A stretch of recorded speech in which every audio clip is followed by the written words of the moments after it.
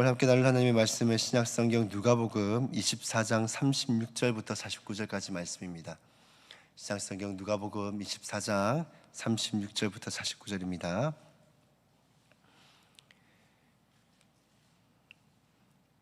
다 잘 쳤으면 한 목소리로 함께 봉독하도록 하시겠습니다. 이 말을 할 때에 예수께서 친히 그들 가운데서 서서 이르시되 너희에게 평강이 있을지어다 하시니 그들이 놀라고 무서워하여 그 보는 것을 영으로 생각하는지라. 예수께서 이르시되 어찌하여 두려워하며 어찌하여 마음에 의심이 일어나느냐. 내 손과 발을 보고 나인 줄 알라. 또 나를 만져보라. 영은 살과 뼈가 없으되 너희 보는 바와 같이 나는 있느니라. 이 말씀을 하시고 손과 발을 보시나 그들이 너무 기쁨으로 아직도 믿지 못하고 놀랍게 여길 때에 이르시되 여기 무슨 먹을 것이 있느냐 하시니 이에 구운 생선 한 토막을 드리니 받으사 그 앞에서 잡수시더라. 또 이르시되 내가 너희와 함께 있을 때에 너희에게 말한 바 곧 모세의 율법과 선지자의 글과 시편의 나를 가리켜 기록된 모든 것이 이루어져야 하리라 한 말이 이것이라 하시고 이에 그들의 마음을 열어 성경을 깨닫게 하시고 또 이르시되 이같이 그리스도가 고난을 받고 제3일에 죽은 자 가운데 살아날 것과 또 그 이름으로 제3을 받게 하는 회개가 예루살렘에서 시작하여 모든 족속에게 전파될 것이 기록되었으니 너희는 이 모든 일의 증인이라. 볼지어다 내가 내 아버지께서 약속하신 것을 너희에게 보내리니 너희는 위로부터 능력으로 입혀질 때까지 이 성에 머물라 하시니라. 아멘. 귀한 찬양 감사합니다. 오늘 말씀은 제자들을 찾아오신 예수님이란 제목으로 말씀을 함께 나눠보고자 합니다. 예수님은 오늘 두려움에 떨고 있던 이 제자들 향해서 찾아오셨습니다. 이 제자들을 찾아오신 예수님은 어떤 분으로서 찾아오셨을까요? 첫 번째로는 이 몸으로서 이렇게 부활하신 예수님으로서 찾아오셨습니다.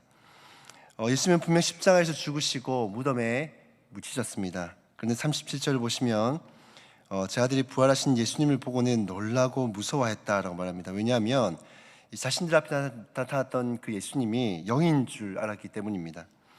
우리도 죽은 사람이 귀신이 돼서 우리 앞에 나타난다고 한다면 다들 아마 깜짝 놀랄 겁니다. 거기다 예수님이 십자가에 달리실 때 제자들의 모습이 어땠습니까? 예수님을 배반하고 떠났지 않습니까? 그런 제자들 앞에 예수님이 나타나시니 뭔가 예수님이 뭔가 원한을 가지고 뭔가 해코지하려고 귀신이 돼서 자신들 앞에 나타났다라고 생각을 한 겁니다. 그래서 굉장히 무섭고 두려웠던 것이죠.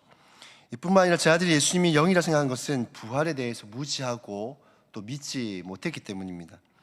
이 부활에 대한 것은 당시 헬라권 시대에 로마 그리스 신화에 존재하는 무수한 신들도 하지 못했던 것이 바로 이 부활입니다. 그리스 로마 신화를 보시면 신들 역시도 죽음은 피할 수 없는 것이고 또 죽음 이후에는 이 별이 되기도 합니다. 그러니 당시 사람들의 통념적인 생각에는 부활이라는 것 자체가 이성적으로나 지성적으로 도저히 이해되지 않는 그러한 영역이었던 것입니다. 그렇기 때문에 제자들 역시도 부활에 대해서 믿지 못했기 때문에 자신들 앞에 나타났던 예수님에 대해서 그저 영이라고만 생각을 했던 것입니다. 그런 제자들을 향해서 예수님은 39절을 보시면 이렇게 말씀을 합니다. 내 손과 발을 보고 나인 줄 알라. 또 나를 만져보라. 영과 살은 뼈가 없으니 너희가 보는 바와 같이 나는 있느니라. 예수님은 두려움에 떨고 있는 제자들을 향해서 영은 살과 뼈가 없지만 나는 살과 뼈가 있으니 직접 만져보라 라고 말씀합니다. 그리고 그것으로 끝나지 않고 41절 보시면 예수님을 만져보고도 제자들이 너무 기뻤지만 그럼에도 불구하고 여전히 이게 꿈인지 생시인지 믿지 못하는 제자들을 향해서 먹을 것이 있는지를 물어보시고 그들 앞에서 구운 생선 한 토막을 잡수시는 것을 보여주십니다.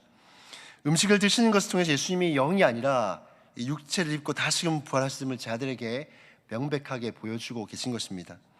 사랑하는 여러분, 예수님의 부활은 명백한 사실이고 그리스 로마 신화 속의 수많은 신들도 이기지 못하고 정복하지 못했던 그 죽음을 이기신 유일하신 분이십니다. 그 말은 예수 그리스도는 평범한 인간의 육체를 입고 오셨지만은 죽음을 이기신 하나님 되심을 우리에게 보여주고 계신 것입니다. 그러므로 저 신화 속에 등장하는 가짜 신들과는 달리 전능하신 분이시고 또 유일하신 분이심을 이 부활의 사건을 통해서 많은 사람들에게 보여주고 계신 것입니다. 사실 우리가 믿는 예수 그리스도는 죽음을 이기신 하나님, 또 불가능한 것이 없으신 전능하신 하나님 되심을 믿으시기를 바랍니다. 이 두 번째로 제자들 앞에 나타나신 예수님은 평안을 주시는 분이십니다. 예수님은 36주의 제자들을 만나시면서 가장 먼저 건네신 말씀이 너에게 평강이 있을지어다 라는 말씀입니다. 물론 이 샬롬, 평강, 평안이란 말이 우리나라의 안녕하세요처럼 이스라엘 사람들에게서는 보편적인 인사의 말이기도 하지만은 오늘 본문에서 예수님께서 평강이 있을지어다는 말은 이 제자들 마음 가운데 이 평안이 없었기 때문입니다. 이 제자들은 예수님께서 십자가에 못 박히신 것을 직접 목격하였습니다. 이제는 그 죽음이 예수님을 따랐던 자신들에게도 미칠 수 있다라는 그 사실의 큰 두려움 가운데서 살아갔습니다. 뿐만 아니라 자신들의 모든 것을 내버려 두고 또 예수님을 따랐는데 예수님께서 죽으시고 나니 앞으로 이제 무엇을 하며 살아야 될지 미래에 대한 막막한 두려움 때문에 그들이 평안이 없기도 했습니다. 그랬던 그들이 예수님이 죽음을 이기시고 부활하셔서 그들 앞에 나타나셨습니다. 예수님의 부활이 제자들에게 평안이 되는 이유는 예수님의 부활을 목격했고 자신들 역시도 이제는 예수님처럼 부활할 수 있다는 그 소망과 믿음의 확신을 그들이 이제는 가질 수 있었기 때문입니다. 그렇게 부활을 목격한 제자들은 더 이상 과거처럼 죽음을 두려워하며 주님을 배반하며 떠나지 않습니다. 주님의 부활은 제자들로 하여금 죽음에 대한 두려움을 이기게 하였고 그들 마음 가운데 이제는 평안을 가져다 주었습니다. 사랑하는 여러분, 예수님의 부활은 곧 우리의 부활로 나타나게 될 것입니다. 그러므로 예수님의 부활을 알고 믿는 사람들은 죽음을 두려워하며 사는 것이 아니라 이 부활에 대한 소망으로 죽음을 대한 이 두려움을 이기며 승리하며 살아가야 하는 것입니다. 누구나 인생에 있어서 죽음은 피할 수 있는 것이 아닙니다. 사고사든 질병이든 혹은 자연사든 간에 우리는 이 죽음을 결코 피할 수가 없습니다. 하지만 죽음이 예수님을 가둬두지 못한 것처럼 우리 역시도 이 죽음이 우리를 영원히 가둬두지 못하고 우리는 부활하게 될 것입니다. 그러므로 우리의 인생에서 죽음이 가까워질 때 우리는 이 죽음을 두려워하며 살아야 되는 것이 아니라 오히려 부활에 대한 소망을 갖고 이 두려움 이기며 승리하는 삶을 살아가야 하는 것입니다. 저와 여러분들이 부활에 대한 소망을 갖고 하루하루 그렇게 살아갈 수 있기를 주님의 이름으로 축복합니다.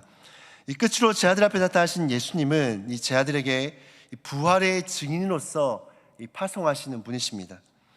예수님은 성경의 말씀을 제자들에게 가르쳐 주시면서 이 그리스도가 고난을 받아 제3일에 죽은 자 가운데 다시금 살아나시고 또 그의 이름으로 제3을 받게 하는 회개가 이 예루살렘으로부터 시작하여서 모든 민족에게 전파될 것을 말씀을 합니다. 이것이 예수님의 단순히 말이 아니라 이 성경에 기록되어져 있던 이 내용들이 이제는 다시금 세상 가운데로 흘러가게 될 것임, 성취될 것임을 말씀을 통해 가르쳐 주십니다. 이제는 제자들은 예수님의 말씀이 성취되어지는 것을 이제는 기록된 말씀이 성취되어지는 것을 그들이 이제는 목격하게 되어지고 또 그것을 또한 행해지는데 쓰임받는 도구로서 쓰임받게 될 것입니다. 이제 예수님 48절에 이렇게 말씀하면 너희는 이 모든 일의 증인이다 라고 말씀을 합니다. 이 증인은 본 것을 거짓을 보태지 않고 그 있는 그대로를 세상에 증언하는 사람들입니다. 예수님은 제자들에게 이제 다시금 사명을 주셔서 이 부활의 증인으로서 그들이 보고 목격한 이 성경에 기록되어져 있던 그 모든 사실 그대로를 이제는 세상 가운데 모든 민족에게 증언하라고 말씀합니다. 그것이 바로 증인의 의무인 것입니다. 사랑하는 여러분, 우리 역시도 예수 그리스도의 부활의 사실을 알고 있고 믿고 있는 증인입니다. 그러므로 우리도 예수님의 제자들처럼 이 세상 가운데 예수님의 부활의 소식을 증거해야 되는 줄로 믿습니다. 듣든지 아니 듣든지 이 부활의 소식을 세상 모든 사람들에게 증거하는 일에 쓰임받는 저와 여러분들이 다 되시기를 주님의 이름으로 축복합니다. 말씀을 정리하겠습니다. 제자들에 나타나신 예수님은 몸으로 부활하신 전능하신 하나님이 되시고 또 평안을 주시는 분이시며 이 부활의 증인으로 세상 가운데 다시금 사명을 주셔 보내시는 분이십니다. 오늘 하루도 전능하신 그 하나님 또 평안을 주신 하나님 앞에 우리의 그 인생의 문제를 맡겨드림으로써 하나님이 주시는 그 평안을 누리는 그런 하루가 되시기를 주님의 이름으로 축복합니다. 그리고 부활의 증인으로서 오늘 하루도 예수님 우리 주변 사람들에게 증언하는 일에 힘쓰는 저와 여러분들이 다 되시기를 주님의 이름으로 축복합니다. 우리가 말씀을 함께 기억하시면서 주어진 기도 제목대로 함께 기도하며 나아갔으면 좋겠습니다. 첫 번째로는 이 전능하신 하나님 앞에 인생의 문제를 맡겨드릴 때에 하나님이 주신 평안을 통해 참된 안식과 이 쉼을 누리는 그런 하루가 될 수 있게 도와주시옵소서라 기도하시고, 또 두 번째로는 우리 담임 목사님의 영육의 강건함을 위해서 기도해 주시고, 또 말씀의 사역자들과 세우신 직분자들에게 지혜와 사랑을 더해 달라고 기도해 주시고, 또 다음 세대를 위해서 또 차별금지법과 평등법, 이 약한 법들이 통과되지 아니하도록, 제정되지 아니하도록 이것을 기도해 주시고요. 또 어려움 중에 있는 우리 한우와 또 성도들의 가정과 또 나라와 민족과 또 성인 사람들을 위해서 기도해 주시길 바랍니다. 그리고 우리 보건병원과 고신대학교, 이 고려신학교를 위해서 기도해 주시길 바랍니다. 이 시간 주어진 기도 제목대로 기도하시고 개인의 제목으로 기도하신 후에 자유롭게 돌아가도록 하시겠습니다. 기도하시겠습니다.